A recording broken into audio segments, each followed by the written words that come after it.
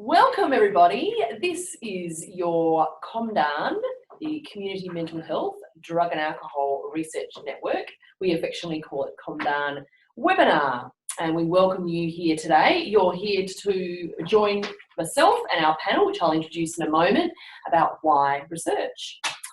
I would firstly like to acknowledge that we're on Aboriginal land, and wherever you are, to acknowledge elders past, present, and for future generations. We're currently on Gadigal land, and absolutely all of our panellists would join me, I'm sure, in acknowledging that we're on Aboriginal land today and wherever you are. We will be engaging in some conversation today, and certainly at the end we will have lots of time for some Q&A, some questions. You'll notice that at the bottom of your screen, or maybe it's at the top, there's a Q&A box. And that's where you'll be entering your questions. You can enter them as we're going along so that you don't forget any important bits, but we'll actually come to them at the end of our webinar today. So what we'll do is we'll get started. My name is Susie Hudson. I'm the Clinical Director here at NADA, and certainly a big supporter of our COMDAN network. I'd like to now throw to our expert panellists here, some of those friendly faces I'm sure you've met with before, and they're going to introduce themselves to you, tell you a little bit about their areas of passion in terms of their research efforts, and certainly then we can get cracking with some of the questions. So I'll hand over now to Dr. Belinda Green. Thank you. Hi, I'm Belinda Green, and I'm representing today the Drug and Alcohol Multicultural Education Centre. My background is cultural anthropology and critical social work, and I'm relatively green to the AOD space, which is really good given my last name is Green, and I'll leave it there for the minute. Thanks very much, Linda.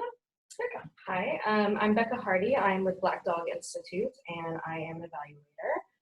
My background is actually in clinical psychology, but I've done applied research in community-based organizations and government agencies.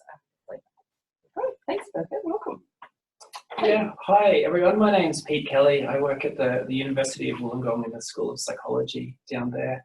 Like Becca, I'm a clinical psychologist by training, and I kind of came into this field by I ended up volunteering at a drug and alcohol service sort of fresh out of university, and ended up enjoying that work. And as I've kind of continued through my career, I tend to do research that's around engaging with community-based drug and alcohol and mental health services. Great. Well, there you go. And certainly these are lovely people who will be answering your questions, as I said, towards the end. But what I'd like to sort of kick us off with, we want to talk a little bit and explore both research and evaluation. So I might start with you, Becca. Can you tell us a little bit about what we mean by evaluation as compared to research? Sure. So one way I like to think about the difference is that research is really about generating knowledge, and evaluation can be about finding or assigning value to something. So the idea is that evaluation might be focused around a specific program or initiative, whereas research, the audience may be different. It may be more broad, it may be more public, it may be professional settings. But evaluation tends to have a little bit more of a specific audience, and it's about what's the purpose of what you need to find out. So that doesn't mean there's not overlap. There's certainly overlap. Sure. I'm sure we'll talk a little bit more about that as we go. Yeah, and for other people, Pete, you've been involved in both evaluations of services and also research. What for you are some of the key differences too? Yeah, I think it's a murky thing because I think there is so much overlap between evaluation and research. When we were sort of formulating these questions, I was trying to work out why it's important to make that distinction. I presume it's around sort of funding for services, around when can you apply for research funding, or when would you present results at a conference, those types of things. I think one of the key differences, I think, for a lot of the organisations is evaluations are typically going to be happening within your service. They're going to be really relevant and useful information to help develop and inform what you're doing on the ground. Whereas research tends to take a slightly broader perspective around what's applicable to other services or other people throughout Australia or the world. And so it goes to your point, Becca, about it being that new knowledge side of things. Yeah, that you're Right. contributing to a sort of knowledge base, if you like. Right. Yeah. And for you, Belinda, have you ever taken something that was started in an evaluation and went to research, or has it been more for you the research and seeing how that can inform some of the service delivery side of things? I guess for me, one principal difference is that evaluation is a lot about accountability and looking at existing services or looking at processes and how they're working. I think DAMAC has been, doing quite a bit of evaluation. I think I'm fairly new to that space. A lot of my research has been in the academic realm, and it's really been about, applying theories and ideas to the study that I'm undertaking, as well as drawing on secondary resources. And so I think that's a new sort of area for me.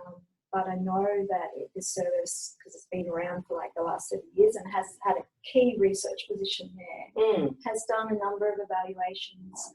One being about DAMAC sort of, I suppose, accentuating its cultural responsivity in terms of working as a specialist service in the drug and alcohol space. And so my predecessor, Rachel Rowe, hello Rachel Rowe, if you're watching, did an excellent evaluation around looking at what it means in terms of the cultural responsive model, and developed a model from that evaluation as well. Right. So it can not only be, about looking at the effectiveness of the service, but perhaps developing and expanding on the ideas, or to I suppose, DAMAC has worked a lot in terms of workforce and sector development within that specialist realm, given that it's the only service in New South Wales doing that, it's dedicated to that. So Rachel went on to develop this model of approach that really represents and reflects the experience of clients going through the service, but also the experience of the bicultural, bilingual counsellors as well. That's great. So it's also that translational side of that you can start to have what can we learn from the evaluation, but then similarly in terms of research, how does it become translatable into practice and informing how and I'm really excited about that in terms of the position, thinking systemically about research and evaluation. And for us, being that niche service, about how we promote issues and concerns about clients to the wider sector. And so that's been a real big focus around the research that DAMAC has done, as well as looking at prevalence and issues, and then evaluation as well. And so if we're talking a bit about often perhaps evaluation being quite about what's happening, say, within the service, in your experience, Becca and Pete, how do we sort of take what might have been an evaluation and then grow it perhaps into research? What might that look like? Well, what's coming to mind for me is the idea of needs assessment, for example. That can often be an early activity about a specific community in a specific context, where you're trying to find out specific needs, gaps, resources, things like that. And from that, you may find that you can then create a model that then you can go and take and do research with in different communities or different settings, or adjust it, in ways where, it started out as a one, something just to meet this one specific need, but then going through the research process, you have something that can actually meet quite a lot of needs. Fantastic. And for yourself, Pete, like, when you've worked alongside services, have things sometimes started as an evaluation or something specific to the service, but being able to be grown outwards, if you like, to a research? Yeah, absolutely. I think more often than not, organisations will come along and they'll want their programs evaluated. I think that's a really important first step, because it gives you an understanding of what's actually happening in the service. You get a sense of what data's being collected or not being collected, what the system's processes. It just kind of gives you a feel for what's happening. And more often than not, it kind of raises more questions, and that's often where the research starts to happen. You notice a gap somewhere, and then the next question is, how do we address that gap, or how do we do something about that issue? I think a good way of working for many organisations, thinking small, thinking sort of bite-sized, beginning with an evaluation and then seeing where that might take you. Yeah. And so, I think all of you are really adequately describe that idea about why it's useful, why it's important that services are actually looking at what's going on for them, but then they're also perhaps being able to take these models or these ways of thinking and respond to a bigger gap that's happening perhaps out in the community more broadly. The other thing I'm interested in, and something that I think about when I think about your work, Belinda, is perhaps too some of the methods that you can see as part of a research project that can inform the way an evaluation is done. Is that, like when I think about some of your work, particularly that very qualitative, that very participatory, hearing the voices, if you like, of clients or communities, and really using those in terms of being able to apply those types of methods into an evaluation. Do you think that there's good connection between methods that you use in research in, say, an evaluation or something that people are doing in-house? Yeah, I think why, of course I'm going to say this because most of my work's been qualitative, but specific to this role at DAMAC, when you're looking at hidden and minority populations that we may not know a lot about, Yes. that qualitative research might be more useful in terms of a starting point, in terms of exploring the particularities of those needs and those experiences. So the example that we were talking about before around ComDAN actually provided a grant to me last year to sort of take on a needs analysis around a new and emerging group, that being Iranian male migrants that come into our service, and then looking at sort of various needs in terms of AOD, mental health issues around migration, and kind of creating like focus groups and consultation with the men about those experiences. And that sort of generated into a sort of a research where we're looking to disseminate that information. Okay, take it broader, yes. Peer reviewed. Yes. But also something I really like about DAMAC and the work that we've been doing is that we also, in terms of dissemination, which is something that agencies can also think about, is we undertook like a forum, a community-based forum, to disseminate that information to key stakeholders, community, etc. And what we did was we used the findings of that research, and then we created like a composite case study from some of those interviews, the focus groups that we did. And then we had some key specialists to respond to try to raise attention and advocacy around those particular needs of that so it's meaning as well as disseminate information about some of the prevalence and the issues that are there in case the services come across those clients. Yeah, so then you're able to really get that out. So it's an integrated and systemic approach, which is something I'm really excited about. Hence all of my hand movement. Sorry. No, not at all. I mean, I think that's what is really great. It is exciting, and I think there is lots that can be learned. And so, Becca, in your experience, having done a lot of stuff that is community-based, do you feel like, there's this sense for people who are running services that they don't have these skills, but in fact, actually, they've got some great thoughts and ideas about how to conduct these types of evaluations or research? One of my favorite things is working with an organization to help them realize what they already have and that they do have data. It may not be, what they think data is supposed to look like or whatever it might be, but there's still things to look at. There's still patterns to put together. There's still, people to talk to, which then I think is a really important thing is, okay, so you've got a little bit to get started, what kinds of things you're interested in. What do you want to do next with that information? So, for example, I'm thinking of a coalition that I worked with, 30 organizations that were brand new to working together in the early childhood space, but they were really, really interested in, they were all thinking, well, we don't have data, as this brand new coalition, but I'm like, you're 30 organizations, you have, a great starting point. So just even the kind of the bit around kind of consolidation as well as of data potentially, but also around strategy. What are you interested in actually examining? And then what do you need in order to be able to actually make steps towards answering those questions? Yeah. I couldn't agree more. Like I think most organizations are in a place where they do have data, we've got access to talk to people, and it's that, I guess, creativity of just thinking around, what have we got and what are the questions, what do we want to answer? I think that the potential and the capacity is there in this also. Yeah, I think that's quite, I think, heartening for people, because it can sometimes feel like they're going to have to do a whole lot more, and some of the challenges around that. But I suppose too, with that in mind, and thinking about, already captured data, being able to speak to the clients that are coming through the door, what do you think, if there is limited funding and no sort of dedicated research position, what sorts of things do you feel, or starting points? I mean, you've mentioned some about thinking through what they might want to know, but are there certain things that you would recommend or suggest for organisations who feel like there might not be the resources they have internally for that? Sure. Yeah, well, that's a big question. I'm sure we could all probably add a little bit to it.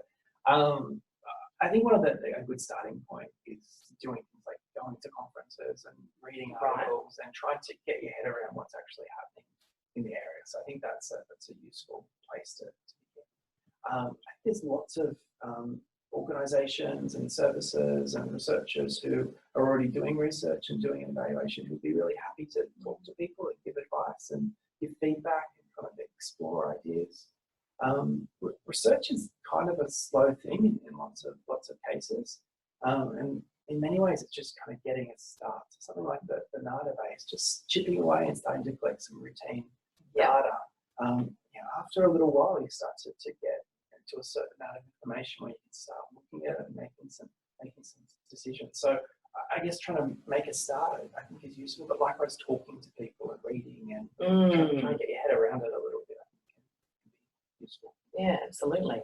I was thinking in terms of social work, from a social work perspective, that both undergraduate and postgraduate social work qualifying degrees within Sydney and Wollongong all require that students do 2 placements, and that there is a research component integrated into all social work programs. Yes. So I was thinking about services that, and it's not my idea per se, but DAMAC have done this before, where they've been interested in a particular area and they've taken on a social work student to do a literature review and to start looking at those secondary resources. The other thing that's really advantageous about thinking about social work departments is that there's a lot of application or applied research that social workers are interested in, as well as, of course, psychs. So to be thinking about collaborating with, as Pete said, as well, with scholars that are really gagging to get into organisations and do evaluations and how to collaborate. So to not be fearful necessarily. I think there might be a bit of, that hierarchical stuff about academia, but there's a real interest in terms of applied research, particularly for social workers, and I would assume lots of science as well. So to think about that, because I think one challenge around reading, secondary resources stuff is about having access to databases and libraries, which I think can be really difficult. Can be tricky, yeah. So, tapping in, not being afraid to contact and reach out to those respective departments within universities, and also the student placement programs might be a good strategy if you've got limited resources, and to do a staged approach in terms of lit review and then creating a research proposal with respective students to do that. And the other thing is that if you don't have a dedicated social worker to supervise that student, now universities offer external supervision. So that might not be a barrier. A barrier as well to that. So that I was thinking about that in terms of plugging social work. And I suppose thinking about using existing resources that don't necessarily mean that the organisation has to have those resources. I was just going to piggyback on that a little bit around the research and evaluation piece, because you could also potentially work with someone who can help the organization meet their needs by providing those kind of evaluation types of investigations, but then also just in terms of, even in the same data set, you can ask research questions of that, which then the researcher can then take and publish and move that piece of it forward. But then at the same time, the organization has that really immediate result of having had evaluation. So if you design it really carefully, you can get both of those things. Yeah. Yeah. So some of that design piece is quite interesting too, isn't it, Becca? Because I suppose, you know, part of the reason why to evaluate or to research is sometimes it can be a bit of a reverse process where it actually helps an organisation to think about how to set things up before they, you know, perhaps they're just deciding they might want to try a new program or a new group session or something. With that in mind, you know, what do you feel like evaluation approaches or research can add to, in terms of insights, you know, to help organisations set things up in the right way? What sorts of thinking do you think could be useful for people?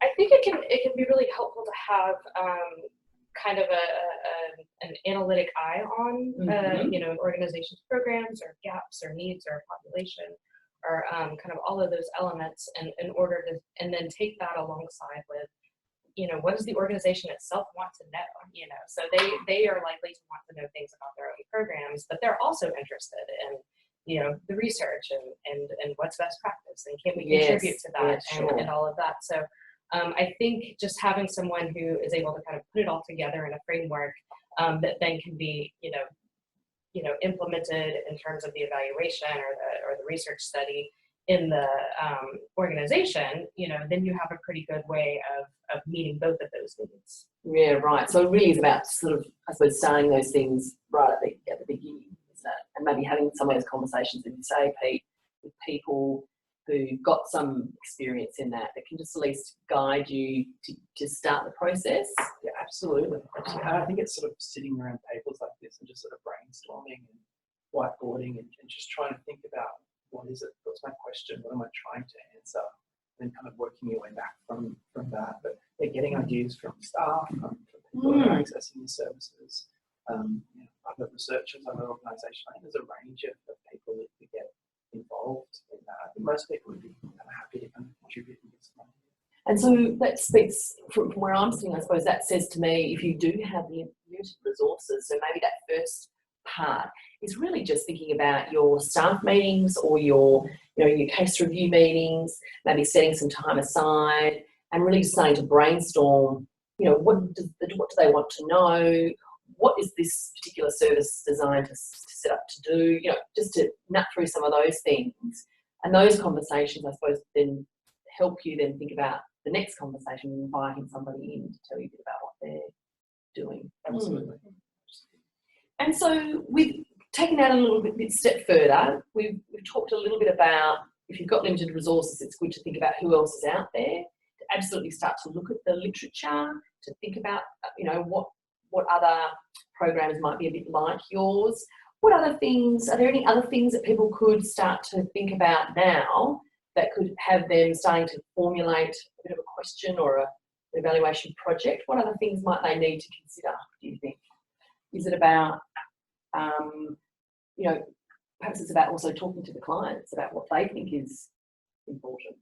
Have you been involved with projects like that, Becca, where it started with clients? Yeah, absolutely. And one thing that I'm thinking, and was even thinking about your last question for this was, you know, even something as simple as a satisfaction survey that you do once a year or something like that, where you're gathering input from what's working well, what's not working well for you, what needs do you have that we're not able to, you know, that we're not meeting, but we should be able to, you know, and so just getting that feedback can really provide a starting point for, this is an area maybe we want to look at, you know. Right. Yeah. So you could almost start off almost like a QI, Absolutely. improvement project. Absolutely. You know, we feel like, it doesn't feel like they're receptive to, say, having children here when I'm going to have my counselling session or whatever. Right. And then grow it from there. So clients can, or people, service users can be a really rich source of possible ideas then. Have you experienced that at all in your?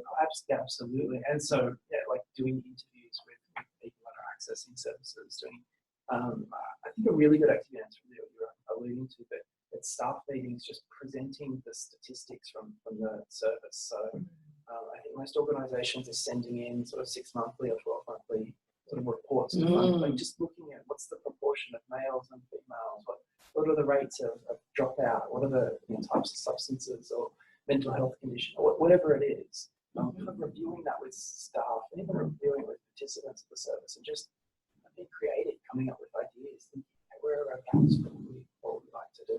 think having those discussions regularly and just writing them down, just kind of writing down some ideas for research. And so, Definitely. sorry. I mean, that's how the Iranian stuff came about, was to see a high spike in that client group and the complexity of need, the feedback from the counsellors that are working with those clients. And I also attend the, clinical meetings and ask that question from the clinicians about their ideas about what they're thinking and the trends and things that they're thinking about from their own practice as sort of a impetus for future. So you could even be saying to your people who are working on the ground, to come to a meeting, having perhaps reflected on what are some of the core themes that are coming out of the sessions with your clients. Just broad themes. People seem to talk a lot about, what sorts of things, and are there any things that we could do to respond as a service, perhaps? Yes. So that's a really rich source of potential projects. And so with some of that in mind, what, in your experience, have been some of the benefits of engaging in evaluation? We've talked a little bit about, obviously, it can improve the service, it can identify some gaps, it can really bring a particular population to light and hear their voices. What are some of the other benefits that you've seen out of the evaluation and research projects that you've been involved in? Just one thing that comes to mind is justification for continued funding. I mean, that's really important. Funding, yes. Yeah, right. So tell me a bit more about that. Yeah, just the idea that if you could show some merit to what you're doing and that it's really helping people, then you can apply for different other sources of funding that can then expand your ability to actually deliver that even further in different ways or for different populations or whatever it might be. And so being able to demonstrate to someone who's wanting to fund a project that you're engaged in this process of reflection and thinking about what's coming out can be really beneficial. Yeah, absolutely. Yeah. Any other thoughts about what? I think that's a really good example of that from our services about the transitions program, which is like a 6-month intensive program for particular communities coming out of custody. Right. So being strategic as well about not only looking at what funders, but looking for, like we're doing evaluation of recidivism rates from those particular communities that we're working with.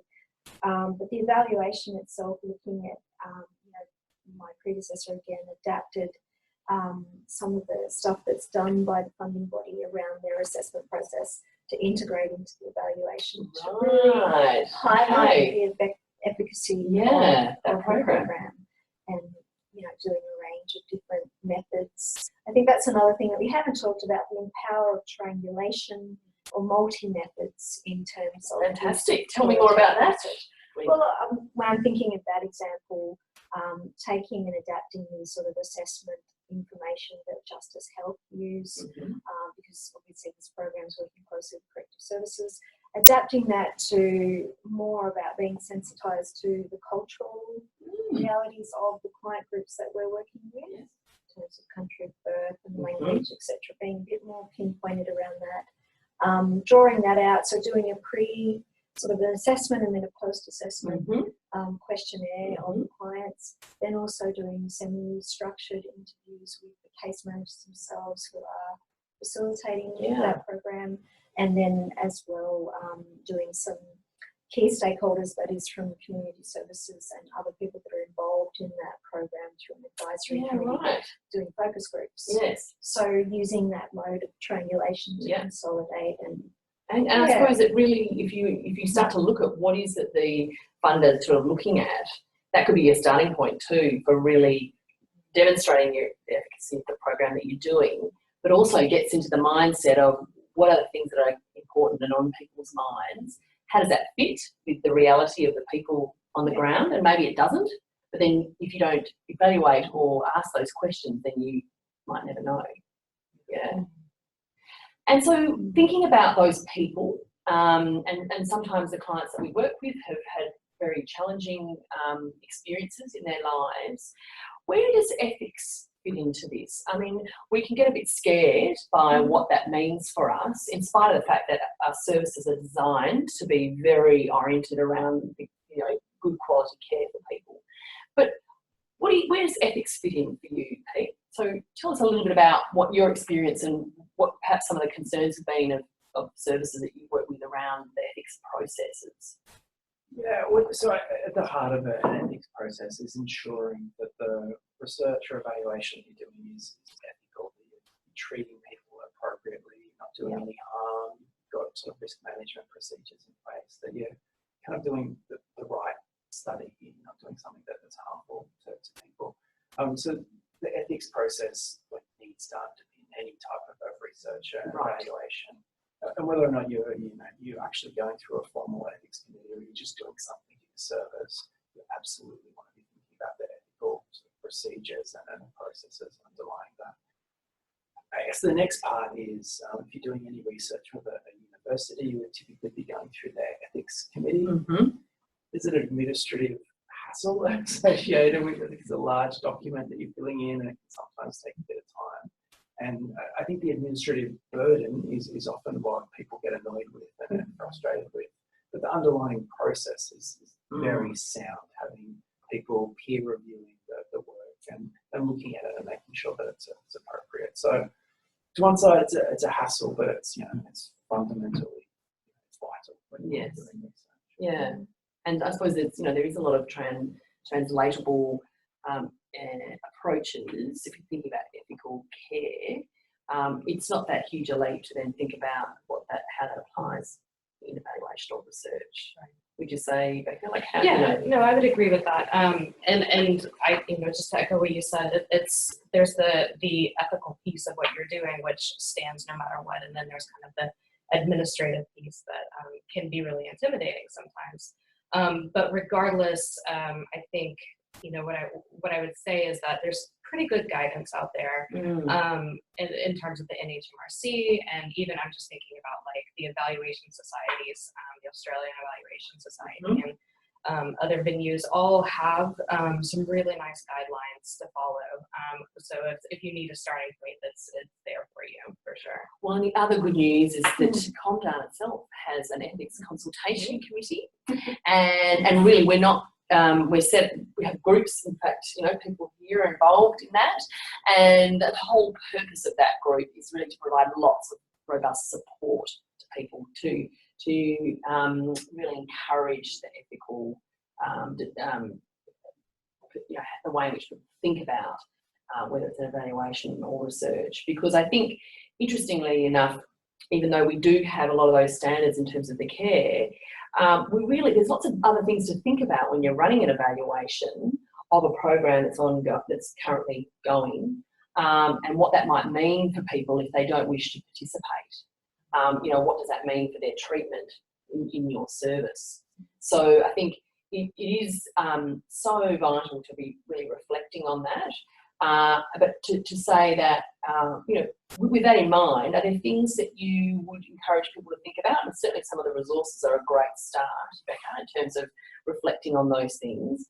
Are there other avenues? You can obviously use the consultation committee, but what are some of the other things that people might not think about, particularly in an in-house evaluation process, perhaps? Well, just to add to the idea of resources, so there's some online training ethics that people can do. I think if you haven't done a lot of work in this area, I think they're a really good thing to get involved in. I think that the major thing that people need to consider when they're doing research is that all participants should have a choice whether or not they're being involved in the research, and they should be empowered to be able to actually make that choice. They're not sort of forced into it, or their arms kind of held behind their back. So strongly encouraging that they're involved in it. And so as a service, it's just thinking around, if you're doing research, how can you kind of help give people a choice and they can make a decision whether or not their data is used or not used. And I think that's where it gets a little tricky. It is a tricky point, Pete, because I suppose, when we think about people accessing a service, they're often at quite a vulnerable point in their life, and to think that perhaps it might impact the type of treatment they receive, or sometimes, that they might be perceived to, not wanting to give back to the service. Because I think sometimes that's why people do provide feedback or get involved in evaluation, is they feel like they're giving something back. And so are there ways that people might, just thinking specifically on the ethics side of things, that might think about how they introduce an evaluation, or how they might really take that into account in terms of the person, the service user's comfort? Yeah, so each case is just brainstorming, thinking it through on a sort of reflective on our ethical guidelines. A big one is just giving people enough time to consider it. So Right. sort of put the form in front of them and they have to make a decision right there and then, giving them a chance to read through, make some decisions, have a bit of time, talk to people that are involved. It's often a little tricky if your counsellor's the one that's trying to sign you up for a research study. Right, So okay, just good trying point. to think about who it is that in your service that approaches people, giving people a chance to opt out at any stage. It's going to, every study is going to be sort of slightly different, but just thinking through those processes. And likewise, talking to participants of your service and just seeing what they would be comfortable with and what they think is reasonable. So that's a really good point. So even before you've got into it, you might just call a couple of, talk to some service users and say what would be going through your mind if we were to ask you to do, what we might consider about opting out, giving people time. In your experience, Belinda, what was that like for you in terms of asking community members to be involved in research? This is what's really tricky, and I'm interested to hear from you guys about. For many of our clients, the experience of having someone that they trust, as well as linguistic barriers, myself being only speaking English, how to formulate a space that's safe and culturally sensitive to people. So sometimes that will mean that people would rather have someone there that they know, like the counsellor, for instance, and how to sort of, as well as potentially having an interpreter, maybe not an interpreter that they don't know, but an interpreter that they do know, i.e. one of the bilingual workers, and about how, that's been a sort of complex process for me about how to navigate that. For instance, I actually delivered sort of a presentation to prospective participants. Yeah, right, okay. And so almost you doing the selling rather than putting tried to pitch to them about why, and not so much from I think one thing with research that I know from my perspective, it's very deficit. So trying to give more of a strength-based, as in we don't know a lot about you and we really need to know a lot about you. And these are the reasons why, and my interest in terms of doing this about justifying myself and also justifying myself in terms of my qualifications, because that was identified. Yeah, sure. And so also using my colleagues in terms of consultation with them about what considerations I need to make in terms of making myself appropriate. So lots of conversations in the corridor about those kind of things, and then putting on a very big spread of food. Yeah, right. And okay. also using a space that clients were familiar with, i.e. that they've done group work in this space to generate some sense of safety. Yeah, so together rather than say individually, yeah.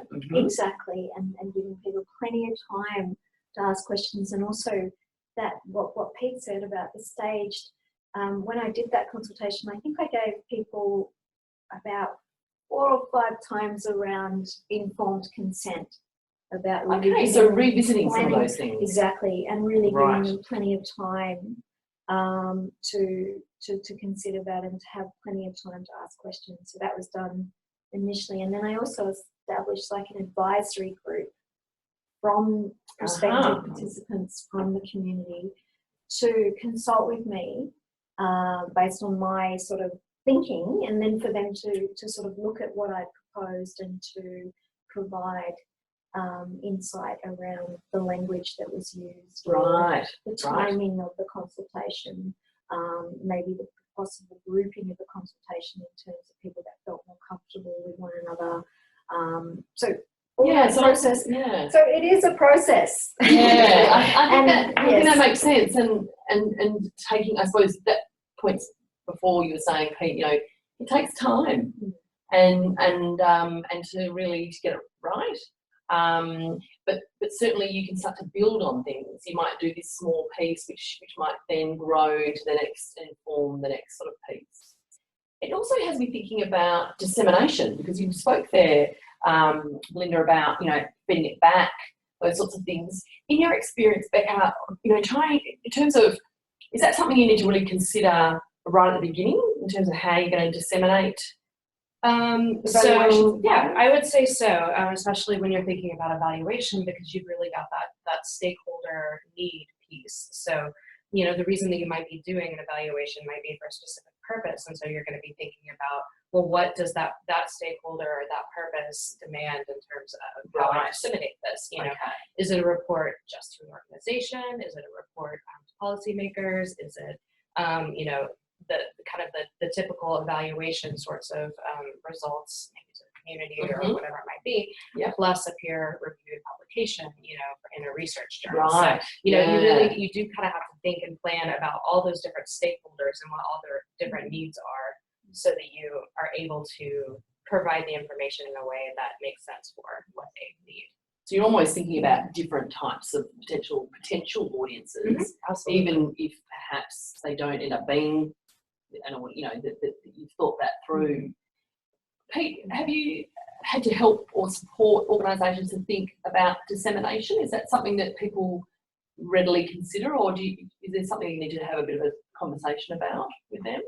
Well, a bit of both. Yeah. So as part of the ethics application, you're sort of specifying Right. how it is you're going to disseminate, and you usually put a lot of different options on there. I think trying to get the message out to the right people is the challenge, and I think for us it's trying to get the message out more often than not to staff, so we can get messages out to management and sort of the broader academic community, but actually getting it to the people on the ground so it can shape their practice. I think is something that we're always trying to think about and trying to improve the way that we do that. So then it becomes a true translational piece, that you've been able to look at something, maybe evaluate it, think about whether it is indeed best practice, and then feed that back into the practice.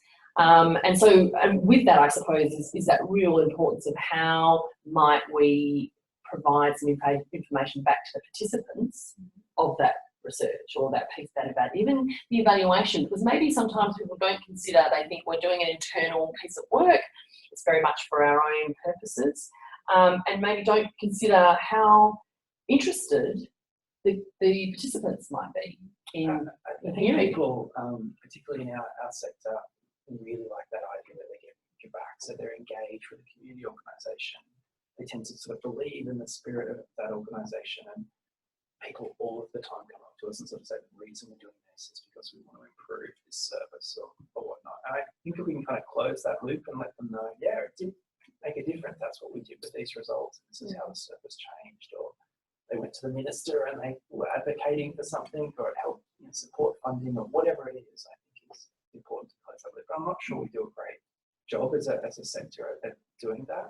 Yeah, so it's something to really think about. I mean, I remember a time where we did a whole lot of family inclusive practice workshops. Of course, that was evaluated, but to stand in front of a whole group of family drug support families and significant others, so these are the people who are impacted perhaps by someone else's substance use, and give them the feedback of how well received the workshops were and that people got something from it, was very heartening. They were really interested, because then it meant, okay, so here's a sector that actually is interested in us, and we thought maybe they weren't, or they do want to know, they want to get better at that. And is that some of the experiences that you've had, that when that feedback's been provided, it's been really well received? Yeah, it can be really impactful. I'm thinking about a needs assessment that I did, and the method that I used was Photo Voice. I don't know if you guys are familiar with that. But it's a qualitative method, and it also had an empowerment component. So the people who were involved, it was early child care workers and then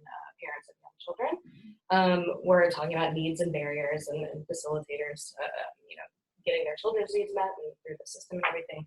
And we had them go out and actually take photographs, and then we would come back together and actually code them all together as a group. And then at the end, we put on an art exhibition.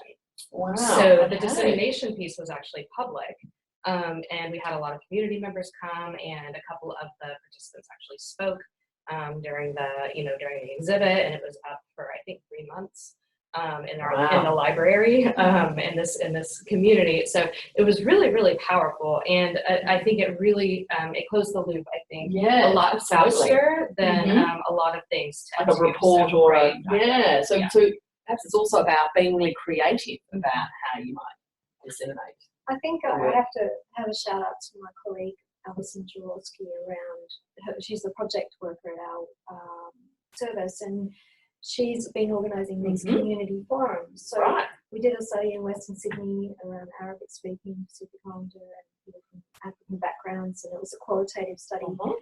And Alison organised forums where the funding bodies, services were invited, participants were invited, interested community members were invited to present the findings back to Great. the services, to hand over to the report to the funding body live, and then to give people opportunity around questions. Yeah, right. And- Okay. And there was some sort of positive outcomes from that, where corrective services were there. They were very interested in a particular aspect that led to us working within a particular So they can lead on facility. to other Yes, connections. so I think she's onto a really good thing around that promise. Yeah. I mean, obviously you're not going to get everyone there, Sure. but just to make it community based, accessible in terms of public knowledge, I think that's really worthwhile to consider. Yeah. Yeah. So getting really creative at the beginning, I suppose, about what possibilities might be for dissemination.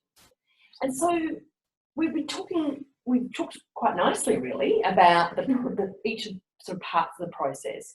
You've spoken, a lot about the idea of really looking at what data you've already got, having those conversations in-house, particularly if there's limited resources and you don't have a designated research person. We talked absolutely about the consideration around ethics, really thinking through how to engage the participants or the service users, not only in the formulation of what the questions might be, but also part of that research process and then hearing about it in lots of different and creative ways. Certainly also to think about who your audiences are going to be. And I suppose at this point, we've talked absolutely that it's useful to look outside your organisation at some point. And I do agree that it is useful for an organisation to have done some of that preliminary thinking and reading, so that by the time they maybe invite a partner to be part of things, they've got a pretty clear idea about what their clients need and perhaps their service needs, because I think sometimes that can be taken over a little bit if someone else has got a different focus in mind. So if indeed they're ready to do that, that's perhaps where absolutely ComDAN comes in, is starting to link people in with those professionals. And you were saying before, it might be through students, but it might also be through the ComDAN mentoring process, where people can absolutely be linked to researchers, academics in the field, and start that process. And I know, Pete, a lot of the projects that you've done are partnering with organisations, members who are members of NADA, and certainly I'm sure happens similarly in the mental health space.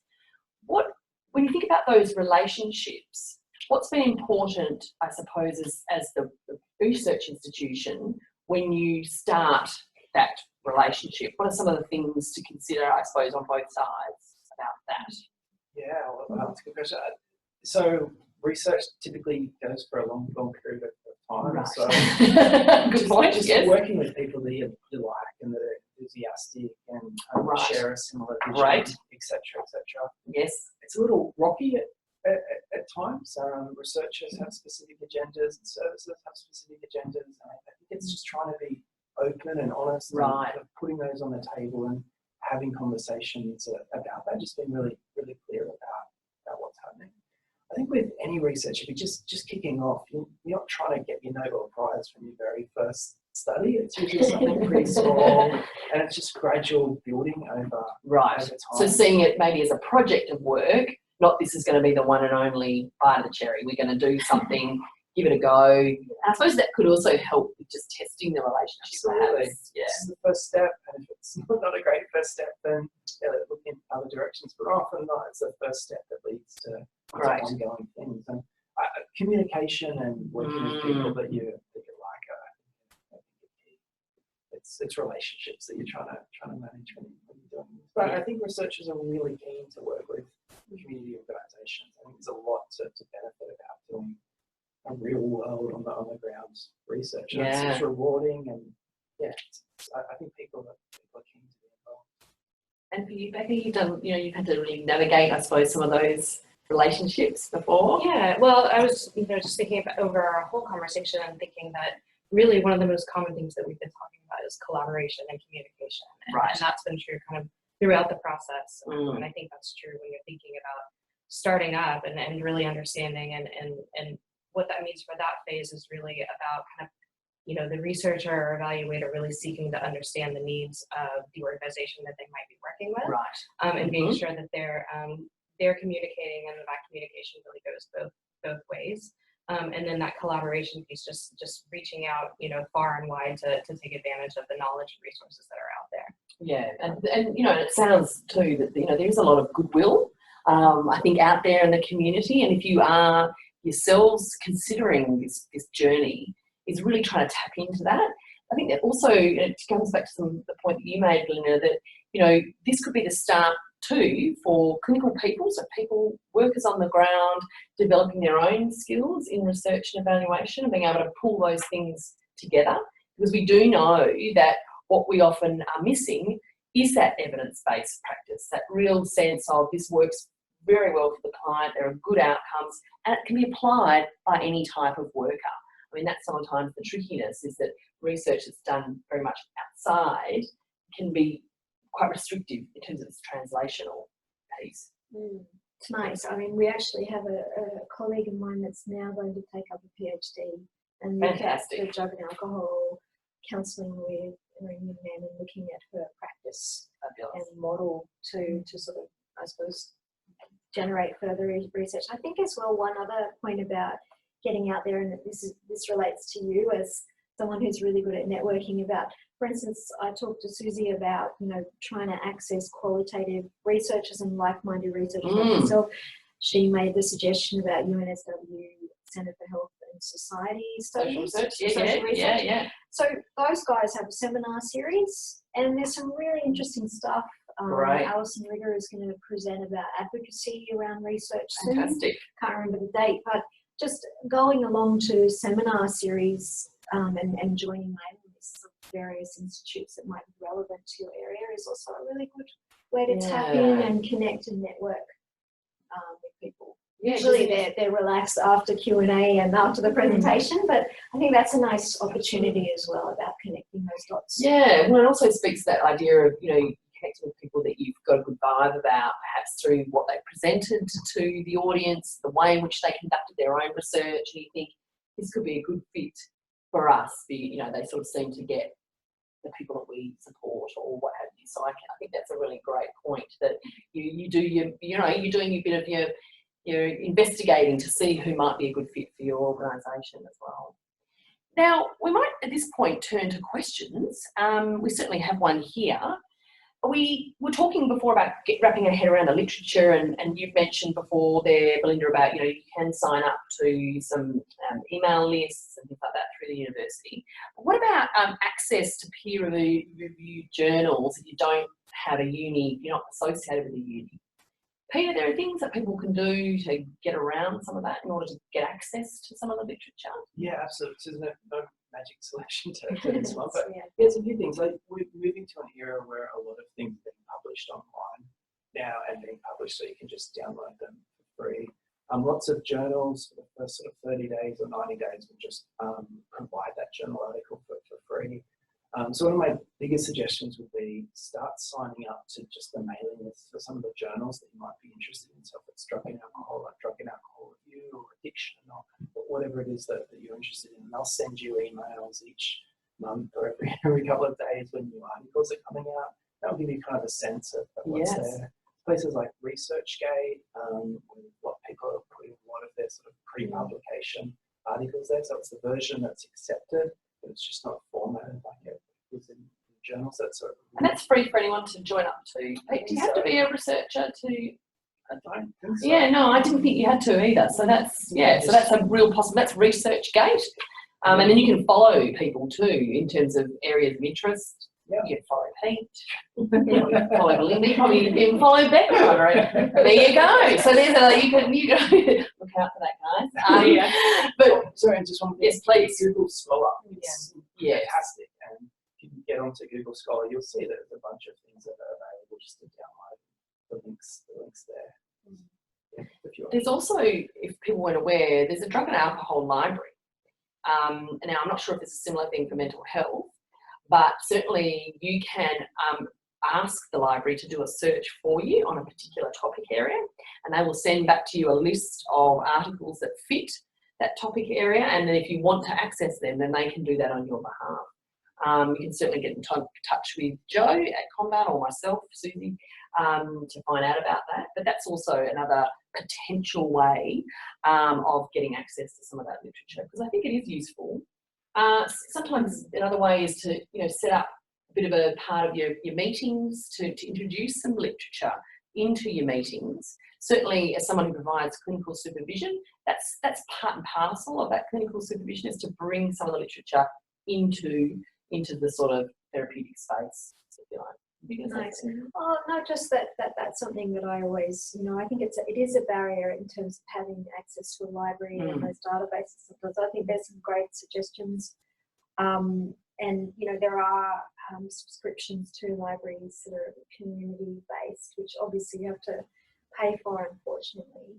Also, of course, I don't know if this is appropriate, but knowing someone who has access to then ask. Yes. And I do invite my colleagues, for instance, to, if they want access to an article that's relevant or to support them, I do that as well. Yeah. I mean, I think the other one is just email the author. Yeah, Like, that's what I was. oh, great, yeah. And also, sorry, No. I was also going to add that a lot of universities or different centers will have summaries, and then if you're interested, you can email the author from there. But they may describe a good part of their work right there on the university website, so it's worth looking into. Yeah, it's a really good point you raised there, because in my personal experience, if you find an article that or somebody that seems to be doing a particular piece of work. So, for example, if you Google Pete and you'll see all the stuff that he's published, it's all sort of there, and you start to think, oh, this is someone that could really, really speaking to me about the things that I'm passionate and interested about. You can absolutely just pick up the phone. I mean, do you get people just calling you out of the blue? Yeah, absolutely. And you're overjoyed because no one.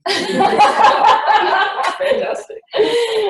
Well, and similarly at Black Dog, for example, Becca. I mean, you've got a house full of amazing researchers who have got lots of different specialty areas. Is it safe for mental health? It's really that you just pick up the phone to you, Becca, and go, "Hi, you're all about this and that, and I'm interested in that." Is that? Yeah, I mean, I think it's worth starting a conversation and going back to the theme of connection and collaboration there. See what you get. Yes.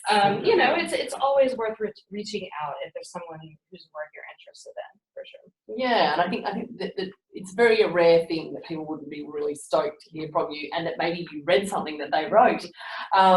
That's for sure. And so, as I'm sort of pulling this together, I'm really heartened, I suppose, by the passion that all of you have, and I don't think it's just with these amazing people. I do think there's lots of people out here who are really keen to grow the capacity of research and evaluation. It is a part and parcel of providing good clinical care to people, about really thinking about people's humanity, about respecting their knowledge and expertise.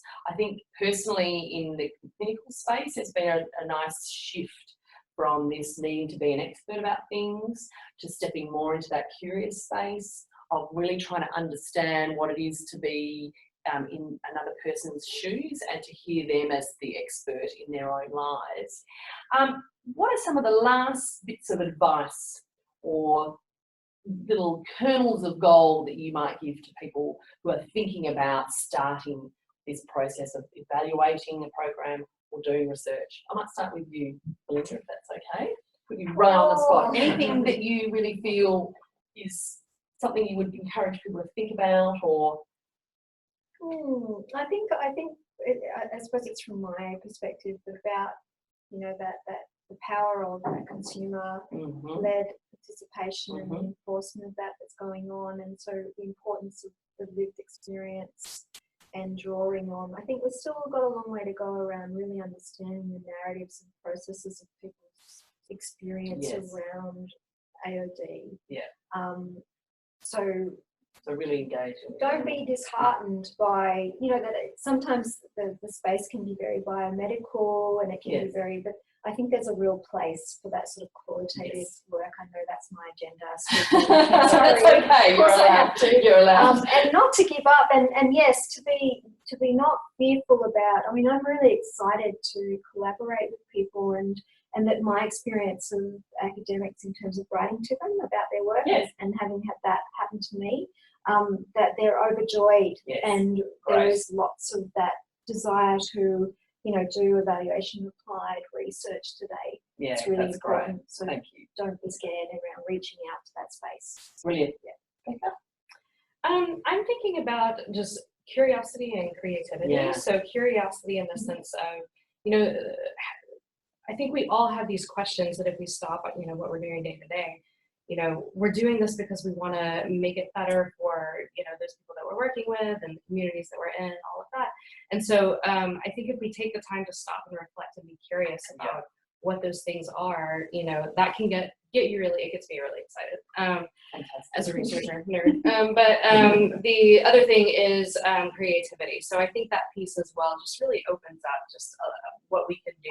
And I just find that really exciting. Fantastic. Thank you, Nice. Becca. And Pete. Well, yeah, I agree. I think it's a really enjoyable, I think it's a rewarding process to be part of, and I suspect for the person that's doing the research, but also the board team. But I guess my kind of last comment is that possible you could be working at the smallest organisation or the largest organisation. I think there's opportunities and there's ways that you can kind of consider what we've been talking about. I think Comdan's like a really nice vehicle for the mentoring program and the small grants that are coming through. Such good kind of first steps for lots of organisations. Fantastic. I couldn't have said it better myself, which is why we invited these beautiful people to be with us today. Please get in touch with us if you're interested in any of the things that we've been talking about. There's an amazing Comdan Symposium coming up on the 15th of May, so please check your email communications and the website for any details. You can obviously go onto the website. You can apply for some research consultation support. You can apply for your seeding grants when they're out and for that mentorship. Thank you so much for joining us today, and there will be lots more of these webinars coming your way, and we hope you tune in then. Thank you very much. Thanks, everybody.